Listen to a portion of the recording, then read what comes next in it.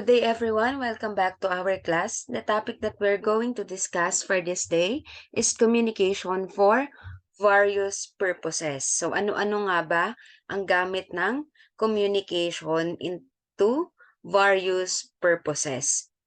So, for our lesson objectives, at the end of this lesson, the students are expected to convey ideas through oral, audiovisual, and/or web-based presentations for different target audiences in local and global settings using appropriate registers, create clear, coherent, and effective materials, present ideas persuasively using appropriate language register, tone, facial expressions, and gestures, and adopt awareness of audience and context in presenting ideas. So for the table of contents, these are the topic that we are going to discuss. First, the purposes of communication, public speaking, and interviews. So before we proceed to our discussion, meron muna ditong quote si Stephen Covey. Sabi niya, the biggest communication problem is we do not listen to understand, we listen to reply. So there are lots of people na nagkakaroon ng misunderstanding. It's because kapag ka nakikipag-communicate tayo, ang tendency natin ay nakikipag-converse tayo para mag-reply, hindi para intindihin kung ano nga ba yung gustong iparating sa atin nung kausap natin and to interpret and comprehend kung ano yung gustong iparating sa atin ng kausap natin. So,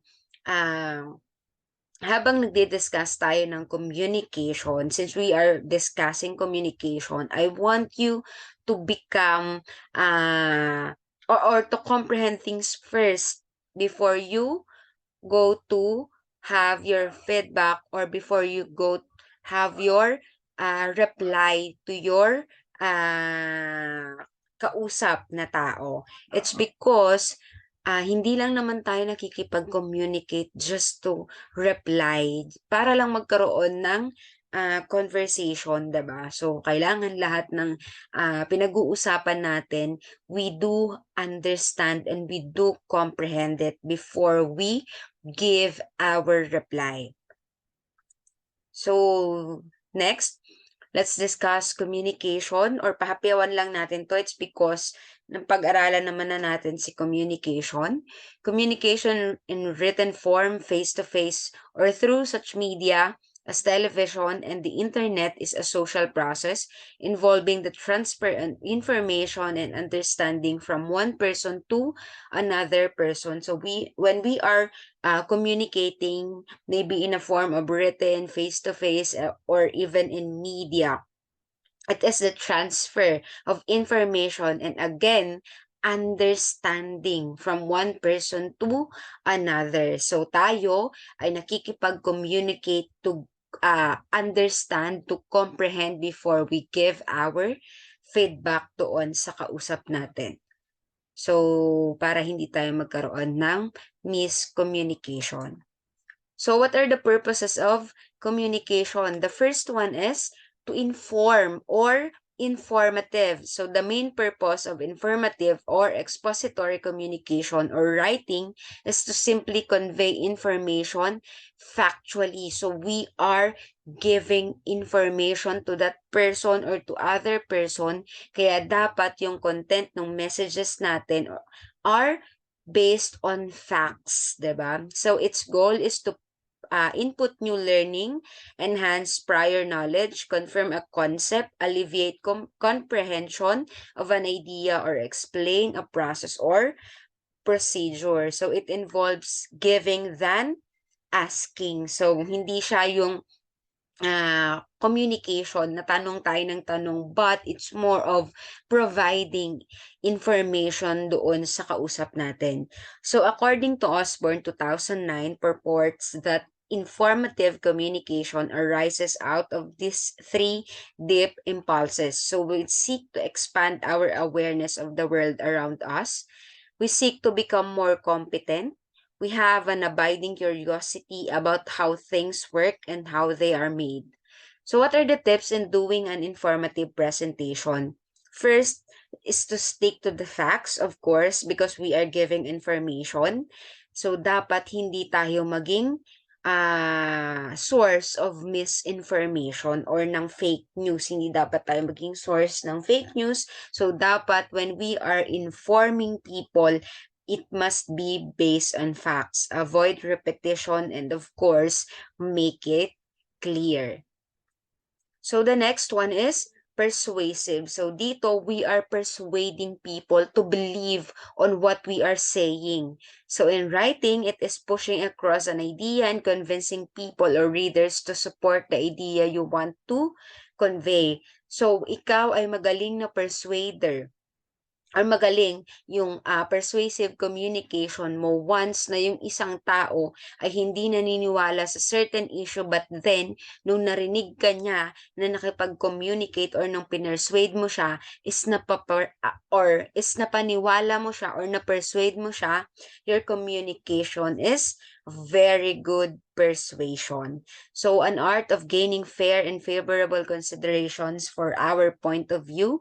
So persuasive information or persuasive communication provide a choice among options, advocates something through speaker, uses supporting material to justify advice, turns the audience into agents of change, asks for strong audience commitment, gives importance to the speaker's credibility, appeals to feelings, and has a higher ethical obligation. So the examples of persuasive communications are TV commercials, periodical advertisements, and billboards. So tips in doing persuasive presentation: be objective but be subjective. Use your brain, not your heart. Of course, you are persuading people, so you must be critical. And then, cite para hindi tayo ma-plagiarize. We have to cite our sources of information. So next, argumentative. So this one tries to make readers believe that your idea is better based on the various reasons. So when we say argumentative, hindi naman to yung nakikipag-away na nonsense talaga. So when we are doing argumentative, dapat meron pa rin tayong pinagbabasehan ng mga facts. So it is logical and reasoned way to demonstrate one's point of view, belief, conclusion, or position. So Lucas 2007 claims that to avoid defective argumentation, the following must be avoided. So first is defective evidence.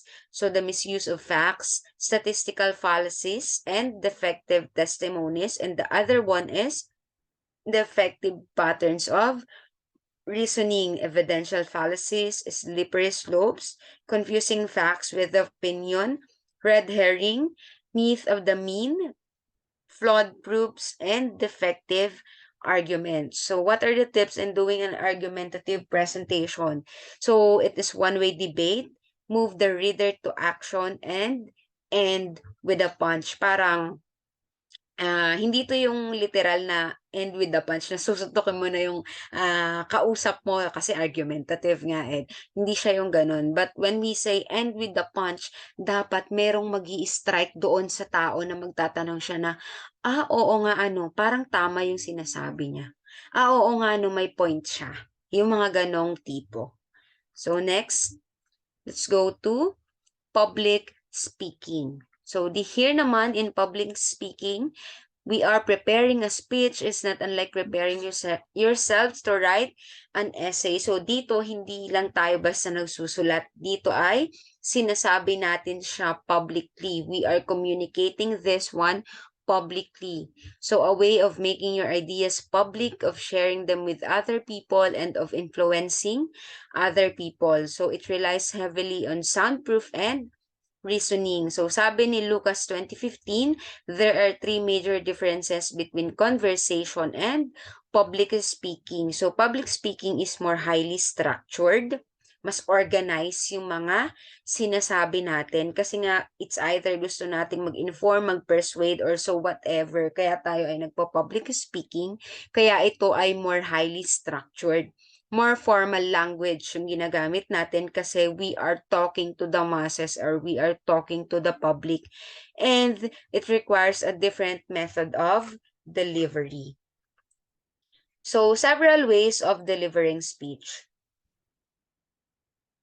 First, we have the read speech or reading from manuscripts is the word-for-word iteration of a written message. So, pag nag-i-speech tayo, ito yung meron tayong binabasa na speech, di ba? Kapag for example, you are a valedictorian, you have something to say in the school, you are a guest speaker, di ba? Meron kang mga read speech, meron tayong mga manuscripts. So, dapat when we are doing public speaking, maayos din yung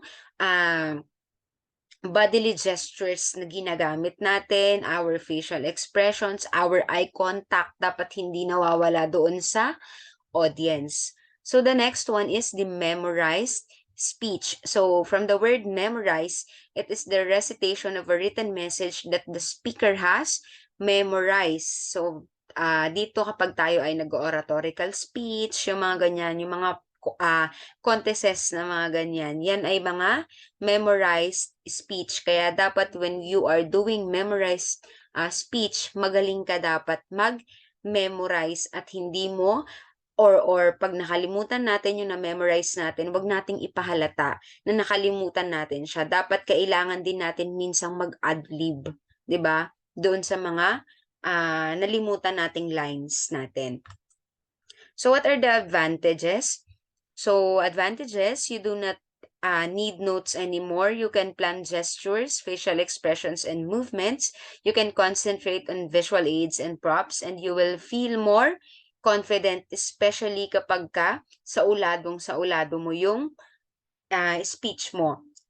Next, the disadvantages, lots of time and energy to write and memorize, can sound insincere, and speaker's memory can fail. Yun nga yung sinasabi ko kanina na pag nakalimutan mo yung nabasa mo or yung memorize mo, wag mong ipahalata sa audience na ito ay nakalimutan mo. So, you have to fill it in ng mga adlibs mo. So, dapat gagalingan din nating mag-adlib.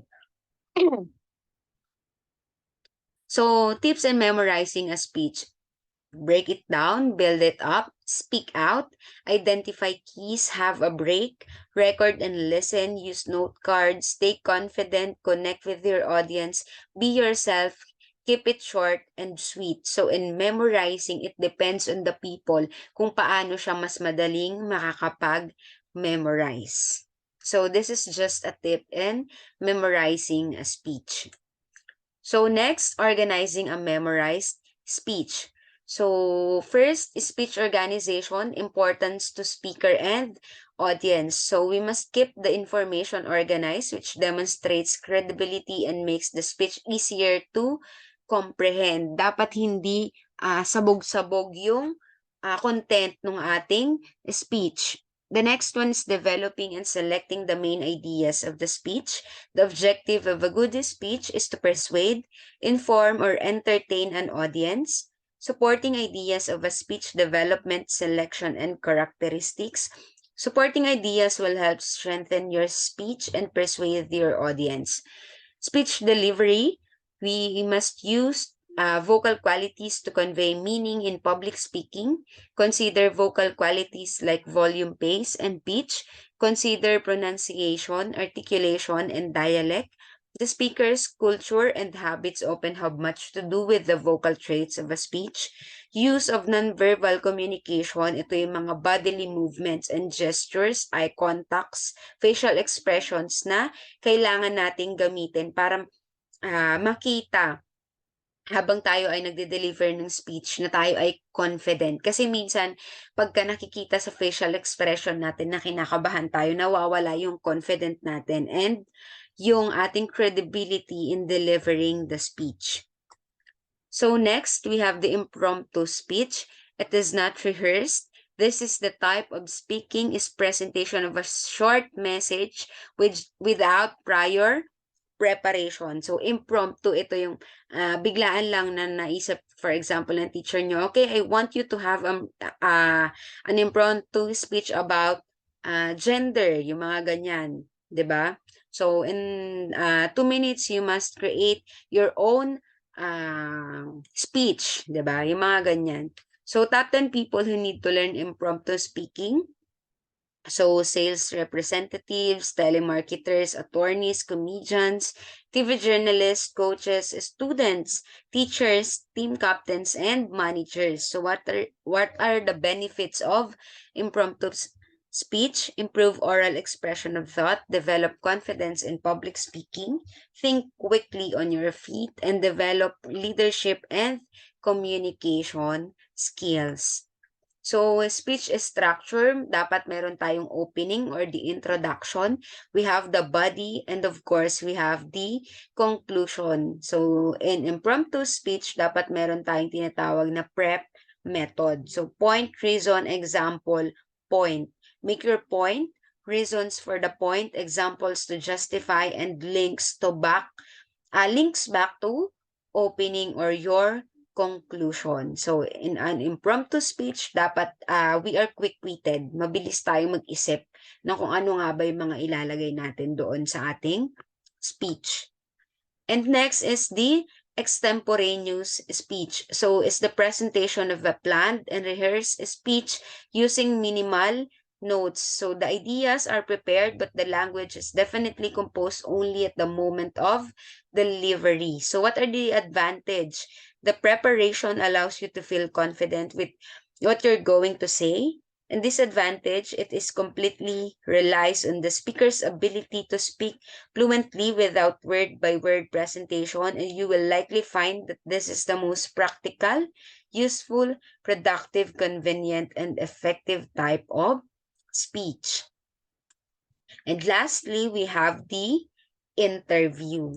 So, what are the guidelines on writing speech? According to Lucas 20:15, focus on your topic, develop your topic, organize your speech. Of course, you must have your introduction, your body, and your conclusion. So, what are the elements of a good delivery?